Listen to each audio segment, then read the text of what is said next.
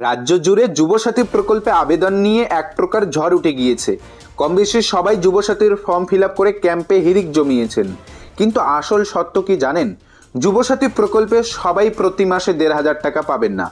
অনেকের আবেদন কিন্তু বাতিল হতে চলেছে, বেশিরভাগ ফর্ম কিন্তু বাতিল হতে চলেছে।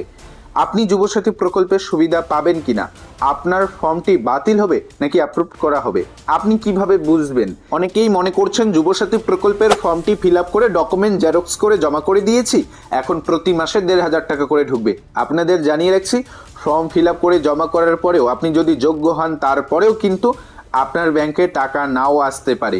কোন কোন কারণে আপনার ব্যাংকে টাকা নাও আসতে পারে এবং যুবসাথী প্রকল্প থেকে আপনি সুবিধা পাবেন কিনা, কাদের ফর্মগুলো বাতিল হবে, কাদেরগুলো অ্যাপ্রুভড হবে, সমস্ত আপডেট কিন্তু জানাবো। একেবারে সঠিক তথ্যটা কিন্তু জানতে পারবেন যুবসাথী প্রকল্প থেকে প্রথম কাদের ব্যাংক অ্যাকাউন্টে ১,৫০০ টাকা ঢুকবে আর কাদের আবেদনগুলো বাতিল হবে, সেটা কিন্তু আজকের এই ভিডিওতেই জানাতে চলেছি। তাই ভিডিওটি সম্পূর্ণ দেখুন, ভিডিওটি খুবই গুরুত্বপূর্ণ। ভিডিওটি শুরু করার পূর্বে ছোট্ট রিকোয়েস্ট, যারা চ্যানেলে নতুন চ্যানেলটিকে সাবস্ক্রাইব করে রাখবেন, ফেসবুক পেজ থেকে ভিডিওটি দেখে থাকলে পেজটিকে ফলো দিয়ে রাখবেন। তো প্রথমেই গুরুত্বপূর্ণ আপডেটটা জানিয়ে দিচ্ছি, আপনি যদি একজন মাধ্যমিক পাস বেকার যুবক হয়ে থাকেন, তাহলে যত দ্রুত সম্ভব যুবসাথী প্রকল্পে আপনি আবেদন করে আসুন। যদি লেট করে আবেদন করে আসেন, সেক্ষেত্রে কিন্তু আপনার আবেদনটা অ্যাপ্রুভ নাও হতে পারে, আপনার ফর্মটি কিন্তু পড়ে থাকতে পারে। যারা প্রথমের দিকে অ্যাপ্লাই করবেন, তাদের আবেদনগুলো অনুমোদন হওয়ার চান্স কিন্তু অনেকটাই, কেননা এত পরিমাণ আবেদন হবে যা বলার বাইরে। গোটা রাজ্য জুড়ে এই প্রক্রিয়া কিন্তু চলছে, হাজার হাজার মানুষ, লক্ষ লক্ষ মানুষ কিন্তু এই প্রকল্পে আবেদন করছে। তাই আপনার ক্যাম্প যবে বসবে, যত দ্রুত সম্ভব সবার আগে গিয়ে আপনি আবেদনপত্রটা জমা করুন বা অনলাইনে আবেদন করুন। অনলাইন অফলাইন দুই পদ্ধতিতেই কিন্তু আবেদন করা যাচ্ছে। তো এবার জেনে নিচ্ছি কাদের আবেদনগুলো বাতিল হবে। তো সেই আপডেটটা আপনারা অন স্ক্রিন থেকেই দেখে নিন। বেশিরভাগ ফর্ম বাতিল, যুবসাথী প্রকল্পে ১,৫০০ টাকা পাবেন না। আপনি কেন পাবেন না ১,৫০০ টাকা? জানা গেল আসল সত্য। দেখুন, এখানে স্পষ্ট আপডেট দিয়ে জানানো হয়েছে, এই নিয়মে যুবসাথী প্রকল্পে বাদ পড়বেন। কোন কোন নিয়মের কারণে আপনি যুবসাথী প্রকল্প থেকে বাদ পড়তে পারেন, সেটা কিন্তু এখানে স্পষ্ট বলা রয়েছে। যারা লক্ষ্মীর ভাণ্ডার প্রকল্পের সুবিধা নিচ্ছেন, যারা বিধবা ভাতা পাচ্ছেন, যারা প্রতিবন্ধী ভাতা আওতায় আছেন এবং যারা কৃষক বন্ধু প্রকল্পের সুবিধা পান, তারা যদি যুবসাথী প্রকল্পে আবেদন করেন, তাদের আবেদন ফর্মটি বাতিল হয়ে যাবে।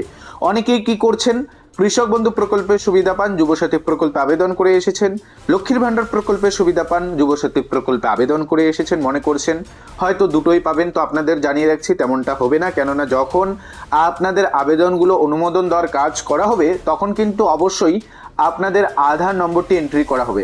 আধার নম্বর এন্ট্রি করার সঙ্গে সঙ্গেই কিন্তু আপনি রাজ্য সরকারের কোন কোন প্রকল্পের সুবিধা নিচ্ছেন সমস্ত বিবরণ কিন্তু চলে আসবে, আর তখনই কিন্তু আপনার নামটি বাতিল করে দেওয়া হবে যুবসাথী প্রকল্প থেকে, যদি আপনি অন্য কোনো প্রকল্পের সুবিধা পেয়ে থাকেন। তবে ইতিমধ্যেই এই বিষয়টি নিয়ে অনেকেই কমেন্ট করেছেন, জানতে চাচ্ছেন যে লক্ষ্মীর ভাণ্ডার প্রকল্পের সুবিধা পাই, যুবসাথী প্রকল্পে আবেদন করেছি, এখন কি আমার লক্ষ্মীর ভাণ্ডারও বন্ধ করে দেওয়া হবে, যুবসাথীও বন্ধ করে দেওয়া হবে? তো দেখুন, তেমনটা কিছুই হবে না।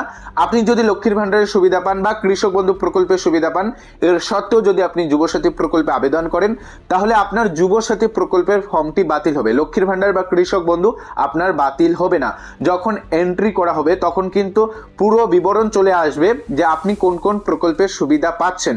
রাজ্য সরকারের কোনো প্রকল্পের সুবিধা পেয়ে থাকলে যুবসাথী প্রকল্পের সুবিধা পাওয়া যাবে না। তবে এই বিষয়টি নিয়ে এখন চারিদিকে প্রশ্ন উঠছে, যারা লক্ষ্মীর ভাণ্ডার প্রকল্পের টাকা পায় তারা কৃষক বন্ধু প্রকল্পের টাকা পাচ্ছে, যারা বিধবা ভাতার টাকা পায় তারা কৃষক বন্ধু প্রকল্পের টাকা পাচ্ছে। তাহলে যারা কৃষক বন্ধু প্রকল্পের টাকা পাচ্ছে, তারা কেন যুবসাথী প্রকল্প থেকে বঞ্চিত, কৃষকদের কেন বঞ্চিত করা হচ্ছে, এই বিষয়ে কিন্তু এখন রাজ্য জুড়ে চারিদিকে প্রশ্ন উঠছে। তবে এখন দেখার বিষয়, এই বিষয়টি নিয়ে রাজ্য সরকারের তরফে আরো কোনো নতুন আপডেট দেওয়া হয় কিনা। যদিও এখনো সর্বশেষ আপডেট অনুযায়ী কৃষক বন্ধুরা, অর্থাৎ যারা কৃষক বন্ধু প্রকল্পের সুবিধা পাচ্ছেন বা লক্ষ্মীর ভাণ্ডার প্রকল্পের সুবিধা পাচ্ছেন, তারা যুবসাথী প্রকল্পে আবেদন করতে পারবেন না। আবেদন করলেও তাদের আবেদনগুলো বাতিল হয়ে যাবে। তো আশা করি আজকের এই ভিডিওতে সমস্ত আপডেট দিয়ে আপনাদের জানাতে পেরেছি। এই বিষয়টি নিয়ে আপনার মূল্যবান মতামত কমেন্টে জানাবেন যে আদৌ কৃষকদের কি অনুমোদন দেওয়া দরকার, কৃষকদের যুবসাথী প্রকল্পে আনা দরকার। কেননা কৃষকরাও কিন্তু এক ধরনের বেকার যুবকদেরই মধ্যে পড়ে, কেননা বছরে কিন্তু তাদের ৪,০০০ টাকা করে দেওয়া হয়। সেই ৪,০০০ টাকা দিয়ে কিন্তু বর্তমান দিনে দাঁড়িয়ে কৃষিকাজের খরচ থেকে শুরু করে সব ক্ষেত্রে কিন্তু কৃষকদের একটু সমস্যায় পড়তে হয়।